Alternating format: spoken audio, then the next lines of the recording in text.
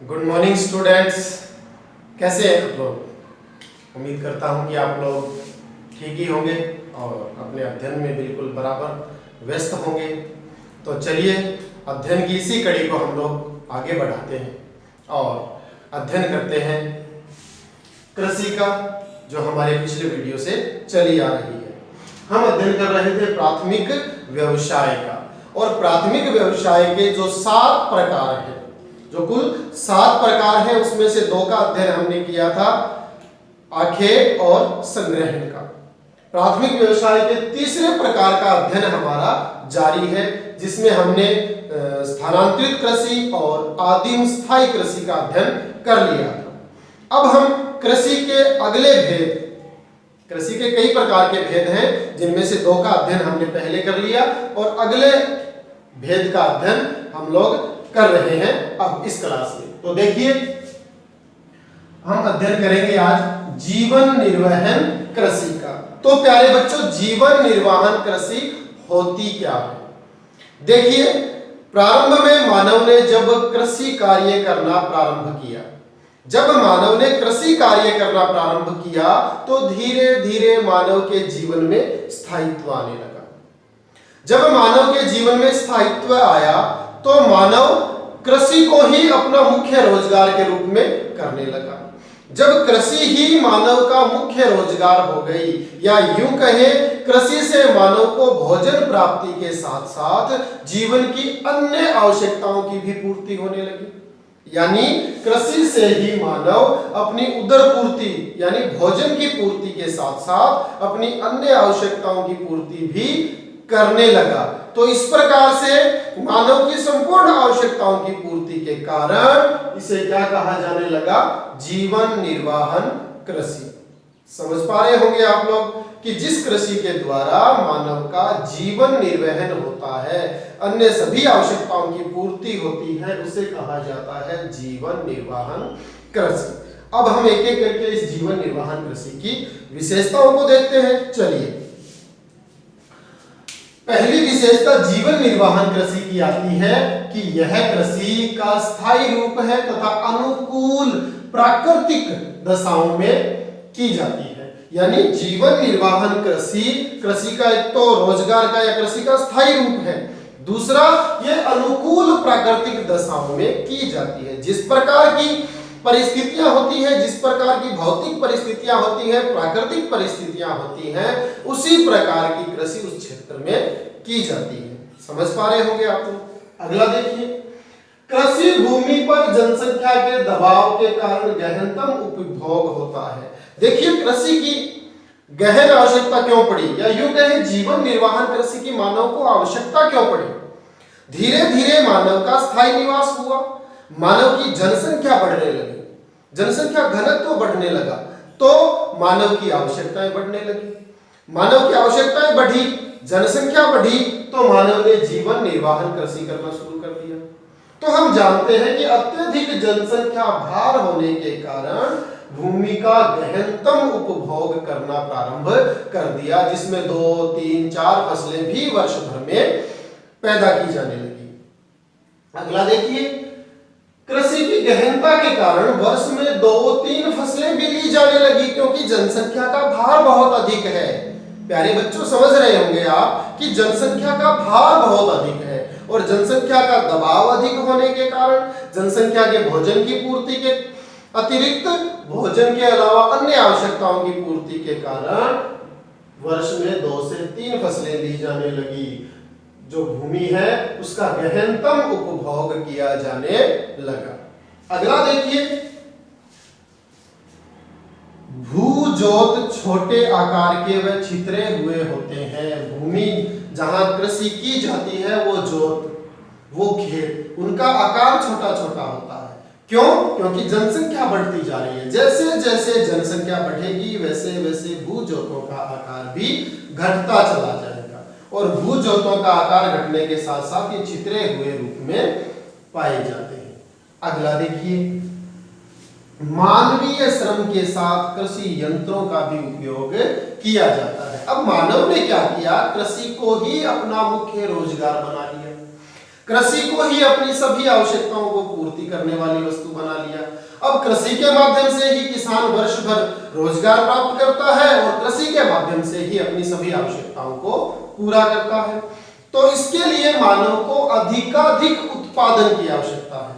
अब जब मानव को अधिकाधिक उत्पादन की आवश्यकता हुई तो उसने मानवीय श्रम के साथ साथ मशीनीकरण, यंत्रीकरण या यूं कहें वैज्ञानिक पद्धतियों को काम में लेना शुरू कर दिया। तो ये जो जीवन निर्वाहन कृषि है इसमें मानवीय श्रम के साथ साथ यंत्रों का भी उपयोग किया जाता है। अगला देखिए, अत्यधिक पैदावार के लिए उन्नत बीज, रासायनिक खाद और कीटनाशकों द्वारा उत्पादकता बढ़ाई जाती है। हम बात कर रहे हैं जीवन निर्वाहन कृषि। जब किसान ने, मानव ने कृषि को ही अपने जीवन का आधार बना लिया या यूं कहें रोजगार का मुख्य आधार बना लिया और जनसंख्या बढ़ती जा रही है, जनसंख्या बढ़ती जा रही है तो आवश्यकताएं बढ़ती जा रही है। तो बढ़ती आवश्यकताओं को पूरा करने के लिए, अधिकाधिक उत्पादन करने के लिए मानव ने क्या किया? उन्नत किस्म के बीज इस्तेमाल करना शुरू कर दिए।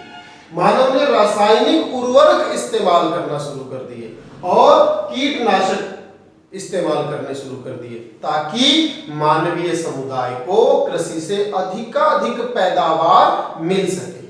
समझ पा रहे होंगे आप लोग? चलिए, सिंचाई सुविधाओं का विस्तार हुआ तथा फसल चक्र को अपनाने लग गए। जो मानव था उसने अपने पास जो पर्याप्त जल था उसका उपयोग सिंचाई के रूप में करना शुरू कर दिया। अब सिंचाई के रूप में शुरू कर दिया तो वर्ष में 2 से 3 फसलें भी पैदा करना शुरू कर दिया। वर्ष में 2 से 3 फसलें पैदा करना शुरू कर दिया तो अब मानव ने फसलों को चक्र के रूप में बोना शुरू कर दिया। जैसे अपन राजस्थान की बात करते हैं, हमारे यहाँ फसल चक्र के रूप में जैसे हम लोग इस बार किसी खेत में बाजरा बोते हैं तो अगली बार हम उसी क्षेत्र में गवार बोएंगे, उसके बाद फिर बाजरा बोएंगे, एक बार उसमें मूंग मोठ, यानी परिवर्तन करके चक्र के रूप में फसलों को बोया जाता है ताकि जो मृदा है, जो भूमि है, उसकी उत्पादकता बरकरार रहे और अधिकाधिक उत्पादन लिया जा सके। तो समझ पाए होंगे आप लोग कि यहाँ कृषि जो है उसमें फसल चक्र को अपनाया जाने लगा, अर्थात भूमि की जो उर्वरकता है, भूमि की जो पौष्टिकता है उसे बनाए रखा जाए और अधिकाधिक उत्पादन लिया जा सके।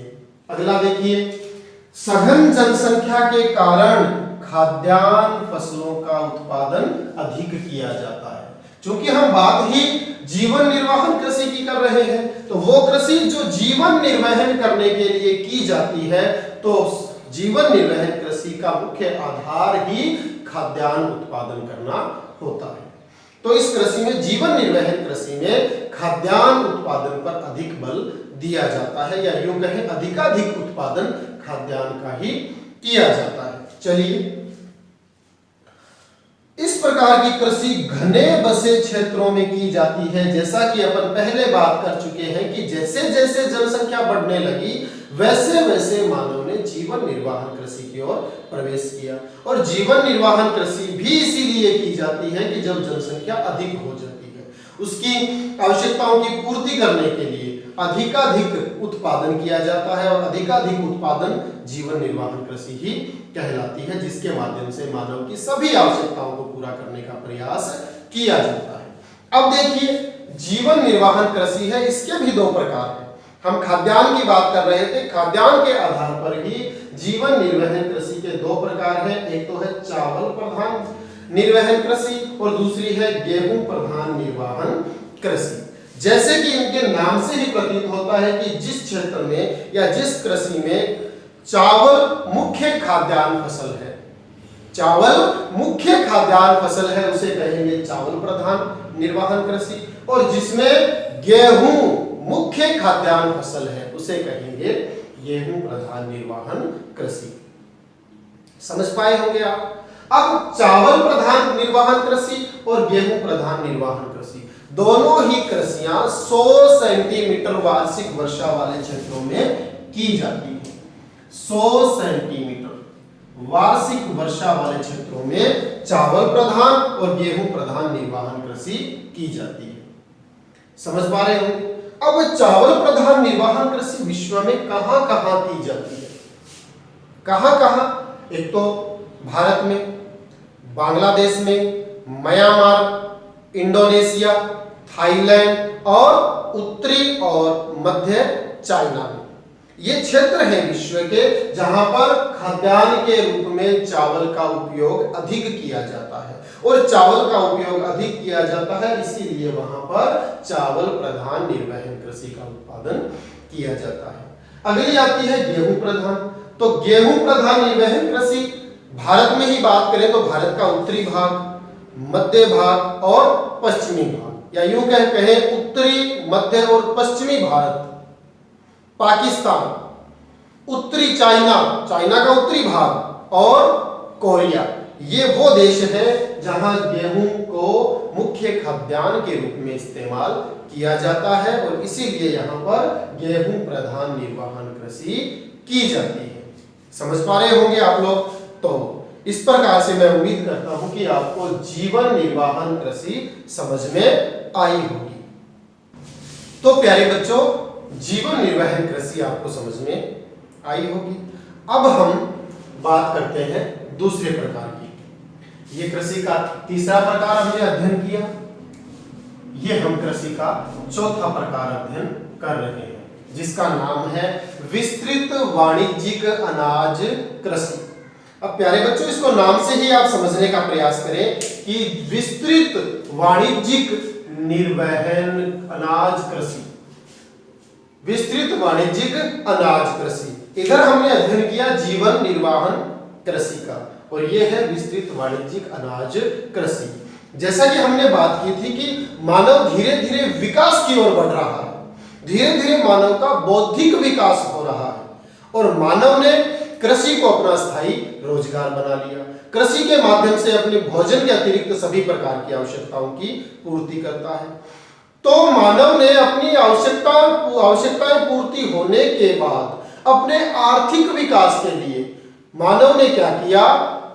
इस प्रकार की कृषि करना शुरू किया जिससे व्यापार किया जा सके, जिससे वाणिज्य संपन्न किया जा सके। समझ पा रहे होंगे आप कि मानव ने अपने मुख्य रोजगार कृषि को व्यापारिक आधार पर करना प्रारंभ कर दिया। अपने भोजन और निजी जीवन की आवश्यकताओं के अतिरिक्त अपने आर्थिक विकास के लिए मानव ने विस्तृत वाणिज्यिक अनाज कृषि उत्पादन करना शुरू कर दिया, या यूं कहें इस प्रकार के अनाज का मानव ने उत्पादन प्रारंभ कर दिया जिसका व्यापार किया जा सके। अब जब मानव कृषि को व्यापारिक स्तर पर कर रहा है तो हम ये कह सकते हैं कि मानव का बौद्धिक विकास हो चुका। उसने मशीनों का आविष्कार कर लिया, उसने यंत्रों का आविष्कार कर लिया। तो अपने मशीनीकरण, अपने यंत्रीकरण के माध्यम से मानव अधिकाधिक उत्पादन करता है, जिसमें मानवीय श्रम न्यूनतम होता है, और मशीनों के माध्यम से कम समय में अधिक उत्पादन मानव के द्वारा किया जाता है। तो इस प्रकार से मशीनीकरण का सहयोग लेते हुए अधिकाधिक व्यापारिक स्तर पे जो मानव के द्वारा उत्पादन किया जाता है उसे कहा जाता है विस्तृत वाणिज्यिक अनाज कृषि। चलिए अब हम इस विस्तृत वाणिज्यिक अनाज कृषि के एक एक बिंदु का अध्ययन भी करते हैं। चलिए, यह जो विस्तृत वाणिज्यिक अनाज कृषि है, यह कृषि विस्तृत भूजोतों पर की जाती है। समझ पा रहे होंगे? जीवन निर्वाहन कृषि हमने पढ़ा था, इसमें ये छोटे भूजोतों पर की जाती है, अर्थात मानव की जो आवश्यकता है भोजन की, वो भोजन प्राप्ति के लिए कृषि करता है। तो भोजन प्राप्ति उसे पता है कि इतने बड़े क्षेत्र में मेरी भोजन की आवश्यकताएं पूरी हो जाएंगी, उतने ही बड़े क्षेत्र में वो भोजन उत्पादन करता है। अब यहां वो कृषि करता है व्यापारिक स्तर पर आर्थिक लाभ लेने के लिए। तो आर्थिक लाभ की मानव की सीमा निश्चित नहीं होती, मानव अधिकाधिक लाभ कमाने वाला होता है। इसलिए वहां जीवन निर्वहन कृषि को मानव छोटे भूजोतों में कर रहा था, लेकिन यहाँ विस्तृत भूजोतों का सहारा लेता है, विस्तृत भूजोतों में कृषि करने लगा। समझ पा रहे होंगे आप कि यहाँ बड़े भूजोत क्यों हैं और यहाँ छोटे क्यों हैं। चलिए अगली विशेषता, खेत तैयार करने से लेकर फसल काटने तक का संपूर्ण कार्य मशीनों के द्वारा ही किया जाता है। हमने अभी बात की थी कि विस्तृत वाणिज्यिक अनाज कृषि मानव आर्थिक लाभ प्राप्ति हेतु करता है, क्योंकि इस समय मानव का बौद्धिक विकास हो चुका है। अब अपने बौद्धिक विकास या यूं कहें अपने ज्ञान का अधिकाधिक उपयोग करने के लिए मानव ये कृषि करता है। तो मानव खेत को तैयार करने से लेकर फसल को बोना, फसल की निराई गुड़ाई करना, फसल को काटना, अनाज निकालना, सारे के सारे काम मशीनों के माध्यम से करता है ताकि कम खर्च में अधिक उत्पादन किया जा सके। अब मानव कौन कौन से यंत्र और मशीन काम में लेता है? ट्रैक्टर, हार्वेस्टर, थ्रेशर और कंबाइन, ताकि कम समय में ही मानव फसल का उत्पादन कर सके, आर्थिक विकास कर सके। समझ पा रहे होंगे? चलिए अगली देखते हैं। इस कृषि की मुख्य फसल क्या है? गेहूं, और गेहूं के अतिरिक्त जौ, राई, जई और तिलहन का उत्पादन मानव के द्वारा किया जाता है। अगली देखिए, अब ये जो कृषि है ये व्यापारिक स्तर पे हो रही है, तो इसमें जो खाद्यान्न उत्पादित किए जाते हैं उनकी सुरक्षा के लिए बड़े बड़े माल गोदाम बनाए जाते हैं, क्योंकि किसान जब फसल का उत्पादन करता है तो उसे वो ये सोचे कि मैं कुछ समय बाद उससे अच्छा आर्थिक मुनाफा कमाने के लिए उसे कुछ समय बाद बेचूं। तो ऐसी परिस्थिति में वो अपने खाद्यान्नों को माल गोदाम में सुरक्षित रख सकता है। जब उसे अधिकाधिक लाभ की गुंजाइश लगे या अधिकाधिक लाभ की प्राप्ति हो, उस समय वो अपने माल को, अपने अनाज को बेच सकता है। इसलिए जो किसान है वो खाद्यान्नों की सुरक्षा के लिए बड़े बड़े माल गोदाम बनाकर रखता है, क्योंकि ये कृषि है, इसका मुख्य आधार ही व्यापारिक है, आर्थिक लाभ कमाना है। समझ पा रहे होंगे? चलो अगली देखिए। मानवीय श्रम का उपयोग न्यूनतम किया जाता है। ये व्यापारिक वाणिज्यिक कृषि है और मानव अधिकाधिक आर्थिक विकास करने के लिए कम से कम मानवीय श्रम और अधिकाधिक मशीनीकरण और यंत्रीकरण का सहारा लेता है। तो समझ पा रहे होंगे आप कि इसमें मानव अधिकाधिक लाभ प्राप्ति हेतु मानवीय श्रम को कम से कम काम में लेता है और मशीनीकरण, यंत्रीकरण को अधिकाधिक काम में लेता है। चलिए अगली विशेषता देखिए, विस्तृत वाणिज्यिक अनाज कृषि की। इसमें प्रति हेक्टेयर उपज कम व प्रति व्यक्ति उपज अधिक होती है। हमने अब इस बात को आप समझने का प्रयास करें कि प्रति हेक्टेयर उपज कम और प्रति व्यक्ति उपज अधिक होती है। क्यों? क्योंकि बहुत बड़े भूजोत में, बहुत बड़े आकार में कृषि की जाती है, तो प्रति हेक्टेयर उत्पादन तो कम होता है, लेकिन जहां ये कृषि की जाती है, ये कृषि विकसित देशों में की जाती है, वहां भूमि, कृषि भूमि अधिक और जनसंख्या कम है। जनसंख्या कम है इसलिए प्रति व्यक्ति आय अधिक होती है, प्रति व्यक्ति उपज अधिक होती है, और कृषि भूमि अधिक है इसलिए प्रति हेक्टेयर उत्पादन कम होता है। समझ पा रहे होंगे आप कि विकसित देशों में जहां ये विस्तृत वाणिज्यिक अनाज कृषि की जाती है वहां कृषि भूमि अधिक है और जनसंख्या कम है। तो कृषि भूमि अधिक है तो प्रति हेक्टेयर उपज कम होगी, और जनसंख्या कम है इसलिए प्रति व्यक्ति उपज अधिक हो जाती है। समझ पाए होंगे आप? चलिए अगली विशेषता देखिए। यह कृषि शीतोष्ण कटिबंधीय घास के मैदानों में की जाती है। विश्व के जो शीतोष्ण कटिबंधीय घास मैदान है, घास के मैदान है, उनमें विस्तृत वाणिज्यिक अनाज कृषि की जाती है। जैसे यूरेशिया या यूं कहें मध्य एशिया के स्टेपीज प्रदेश, संयुक्त राज्य अमेरिका और कनाडा के प्रेरी प्रदेश, अर्जेंटीना के पंपास, ऑस्ट्रेलिया के डाउन्स, दक्षिण अफ्रीका के वेल्स और न्यूजीलैंड के कैंटरबरी। ये जो प्रदेश हैं, ये जो घास भूमियां हैं, इन प्रदेशों में, इन शीतोष्ण कटिबंधीय घास के मैदानों में विस्तृत वाणिज्यिक अनाज कृषि की जाती है। समझ पाए होंगे आप? यूरेशिया के स्टेपीज प्रदेश, संयुक्त राज्य अमेरिका और कनाडा के प्रेरी प्रदेश, अर्जेंटीना के पंपास, ऑस्ट्रेलिया के डाउन्स, दक्षिण अफ्रीका के वेल्स और न्यूजीलैंड के कैंटरबरी। इन नामों से इन घास भूमियों को संबोधित किया जाता है भिन्न भिन्न देशों में भिन्न भिन्न नामों से। तो इन क्षेत्रों में विस्तृत वाणिज्यिक अनाज कृषि की जाती है। अगली विशेषता देखिए, इन क्षेत्रों में जनसंख्या वृद्धि के कारण कृषि क्षेत्र घटता जा रहा है। अभी हमने बात की थी कि प्रति हेक्टेयर उपज कम और प्रति व्यक्ति उपज अधिक होती है। अब धीरे धीरे जनसंख्या का जमाव, जनसंख्या का प्रवास इन क्षेत्रों में अधिक हो रहा है और जनसंख्या अधिक होने के कारण अब धीरे धीरे जनसंख्या वृद्धि के कारण कृषि क्षेत्र घटते जा रहे हैं। ये एक समस्या है इस विस्तृत वाणिज्यिक अनाज कृषि की, कि वर्तमान में ये प्रदेश इतने अधिक विकसित हो गए हैं कि यहाँ जनसंख्या बढ़ने लगी है और जनसंख्या बढ़ने के कारण जो कृषि क्षेत्र है वो घटते जा रहे हैं, जिसके कारण क्या होगा, प्रति हेक्टेयर उत्पादन तो अधिक होगा लेकिन प्रति व्यक्ति उपज कम हो जाएगी।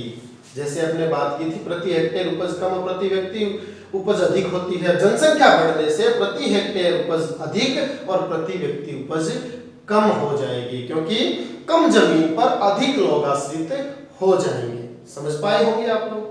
चलिए अभी देखते हैं।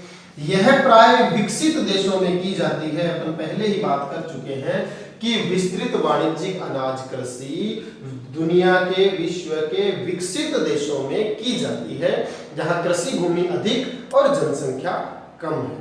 समझ पाए होंगे। अगली विशेषता देखिए, यह कृषि भूमि संपूर्ण रूप से यंत्रीकरण और उच्च तकनीक पर आधारित है। इसमें अधिकाधिक यंत्रीकरण और अधिकाधिक मशीनीकरण का उपयोग किया जाता है। क्यों? क्योंकि ये व्यापारिक आधार वाली कृषि है।